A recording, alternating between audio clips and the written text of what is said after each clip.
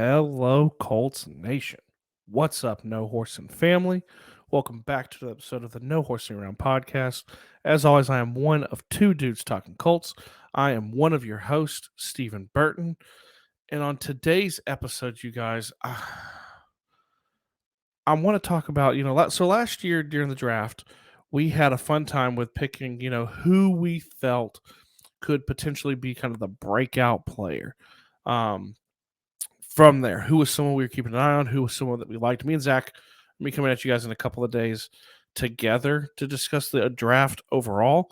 But I talked to him and I said, I want to get on because last year, the name that came up was Michael Strawn, kind of the physical characteristics, where he was picked, what went on that I felt strongly that he would be the breakout star. He ended up being kind of that breakout player in the training camp. Obviously, he didn't play any, but he was this guy everyone had their eyes on. Everyone's kind of watching again this year. And truthfully, the video we did on him was kind of our first one of going viral a little bit with it. So wanted to kind of come to you guys with who I felt out of this draft. This is just me, who I felt would be the best potentially player to come out of the draft. And it's tough because, you've got Alec Pierce. You've got, Jelani Woods. You've got a lot of really solid players that the Colts picked up. But before I get to who I think it is, you guys know the drill. As always, please like, share, subscribe, comment. We're kind of blazing our way towards 1.3K. Obviously, the ultimate goal would be it'd be amazing to be at 2K by the start of the season. Who knows? But if you've not joined the family, please, you guys, join the family. Join the No Horsing Around family. It's fun. We love to get involved. We're going to the off season. That's really when we get way more involved with the subscribers. So if you've not, definitely subscribe. Comment on the video. Let me hear from you guys. Let me hear your thoughts on what I'm about to talk about. Okay. So who do I think is going to be kind of the breakout player for the Colts this year, right? I only one name really comes to mind for me, right? It's Jelani Woods. And here's the thing, you guys. I'm going to go out on a big time limb, and I'm sure you guys are going to. I don't know who's going to agree. I don't know who's going to disagree with this. I think Jelani Woods has the potential to be tight end number one for the Colts. I don't know about if it's this year, but I think he's going to have an amazing year. I really do. I think he has the potential to be that guy, 7+ touchdowns, close to 1,000 yards, maybe about 700 yards, and be in the talk to be an offensive rookie of the year candidate from the Colts. That's how highly I think of him. But let's kind of do a little bit of a dive here, you guys. Let's discuss Jelani himself. So Jelani Walker was recruited as a quarterback. Yeah, okay. Recruited as a quarterback to Oklahoma State. By the time they got through that first season, if you look at his stats, 7 receptions, 120 yards, not much to sniff at because he was a quarterback. They made the decision to make that change after the bowl game, right?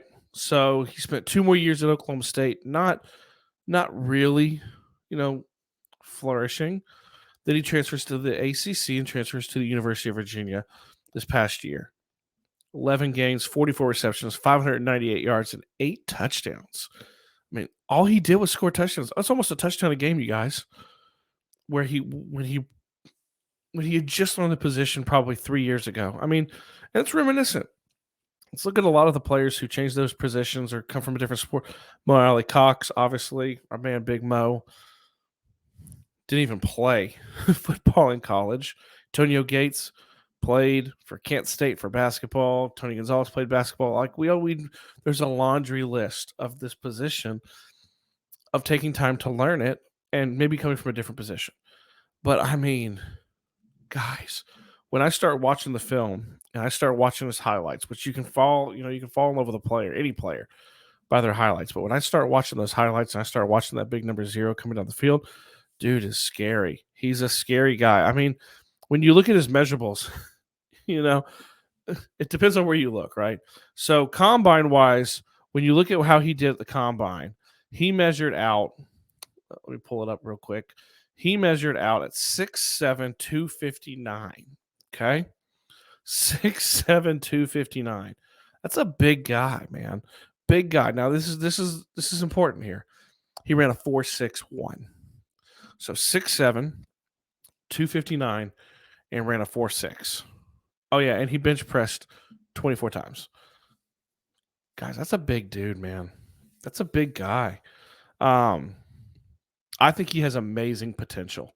Amazing potential. You drafted him in the third round with your second pick for a reason. We can talk a lot about the tight ends on the squad. You can talk a lot about Mo Alley Cox, who's still developing, and I love Big Mo. You can talk about Kylan Granson, who was a high pick last year. You can talk about you can talk about, I think it's Ogletree. If I'm wrong, drop it in the comments, but I believe it's Ogletree, who they picked up in the 6th round this year. They're like doubling down on tight end. Now here you may ask yourself why Frank Wright is a big proponent of that move tight end, that athletic tight end, and he loves tight ends. There's 4 tight ends on the roster right now. Okay, what is that going to look like? I really think there's probably a possibility of keeping 3. I think your 1 and 2 are going to be Big Mo and Jelani Woods, and I think Kylan Granson and Ogletree are going to battle for the 3rd, and the loser of that's going to go to the practice squad. That's just me. They're looking to improve, and I really think there's a strong possibility that Jelani Woods will be tight end number 1 by the end of the season. Tell me I'm crazy. Watch his tape, look at his measurables, look at his potential, and call me crazy. I really want to hear from you guys. So, as always, you guys, please like, share, subscribe, comment. Let me know. If you think I'm crazy for this take, that's fine. I want to hear from you guys. If you think it's a good pick, if you think that he has the potential to be the best pick of the lot this year, I want to hear that too. Give me your takes. I love hearing from the No Horsing family. I love hearing y'all's takes, okay? So we're going to be back later this week, me and Zach together. Make sure you're there. It's going to be another lovely, I think we're going to live stream again, so be there. Let me hear from you guys, okay? As always, we end this thing the same way I've always done it, and Zach has always done it. I love you. I know Zach loves you. I'm out.